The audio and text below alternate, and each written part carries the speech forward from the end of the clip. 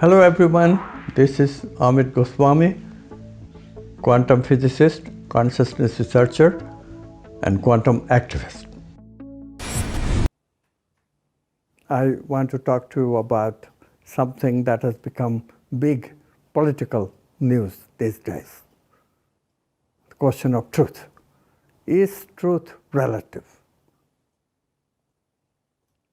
Many people are saying truth is relative. The most notorious of them, of course, is the President of the United States, Donald Trump, who constantly talks about news that he doesn't like as fake news.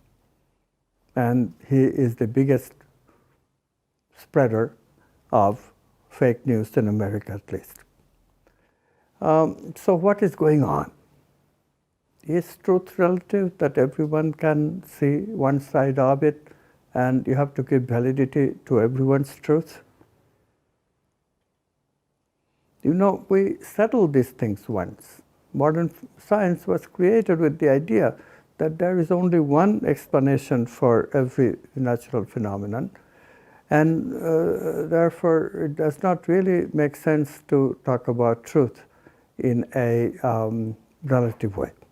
In fact, science became the pursuit of the absolute truth, and the whole idea of scientific laws that hold not only on Earth but also in the entire universe is based on this idea. How did science itself change? It has, because now science itself is spreading also the same version of confusion. Truth is relative. Einstein's theory of relativity suggests that time is relative to movement, and so that gives additional fuel for this kind of thinking. Truth is relative. Relative to what? Depends what context you are talking about. It is very serving to the politician who is dictatorial minded, because as you know, a dictator likes to say that everyone else is spreading false news about him, but of course the news that he generates is the right news, the true news. So it's a very funny kind of statement. And scientific materialists, this idea that truth is relative, that science is spreading, is the same way. Truth is relative except the truth that science is scientific materialism, that matter is everything. That's absolute truth.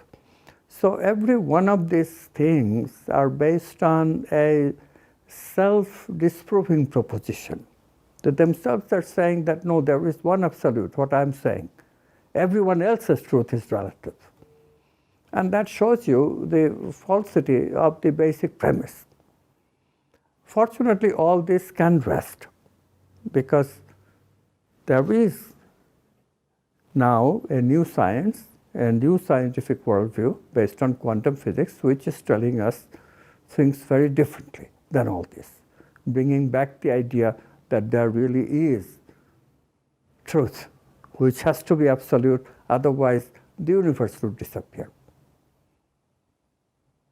The fact is that the world is not the way we have seen it before.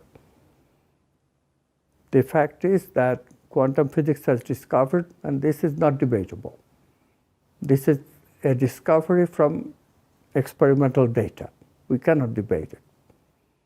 Theory has been predicting, quantum theory has been predicting for a long time that there is a domain of reality, which is domain of potentiality, and in that domain, communication is instantaneous, without signals. Now, as you all know, relativity holds for the space and time domain, and the reason it holds is that in space and time there is an absolute speed limit called the speed of light. So communication always takes some time. It cannot be instantaneous. This other domain, though, communication is instantaneous. What does it mean? Who can you communicate with that is instantaneously? Yourself. So this domain, all things are one. There is only oneness. What does that mean? The detailed analysis shows that this oneness is us, it's consciousness.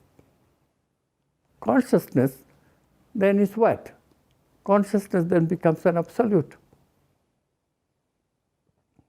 And consciousness has qualities that are called archetypes that Plato gave the name to things like truth, love, beauty. These things are also absolute. By exploring these things, we get to the real absolute, which is consciousness itself. This idea, quantum physics is reviving and based this time on experimental data. This is not metaphysics anymore. In the olden truths of absoluteness of truth, you could at least say that, well, that's just somebody's metaphysics. This is not somebody's metaphysics. This is real physics tested in the laboratory, that there is such a domain of oneness, which is consciousness, which is absolute. Everything comes from it, no escape from it. And you know, physical laws themselves prove that. Physical laws themselves are so fine-tuned that if you could change, if truth was relative and these physical laws could change over time, you know the universe would immediately disappear. It's so fine-tuned. The laws are so fine-tuned. This is called anthropic principle. The laws of physics are made in such a way that sentient being can evolve. Sentient being meaning that they have conscious awareness. They can represent that absolute that consciousness is. This is the way the world is built. And that world goes away if truth were relative. So thank God or thank consciousness, whatever you want to call it, that truth is absolute and we are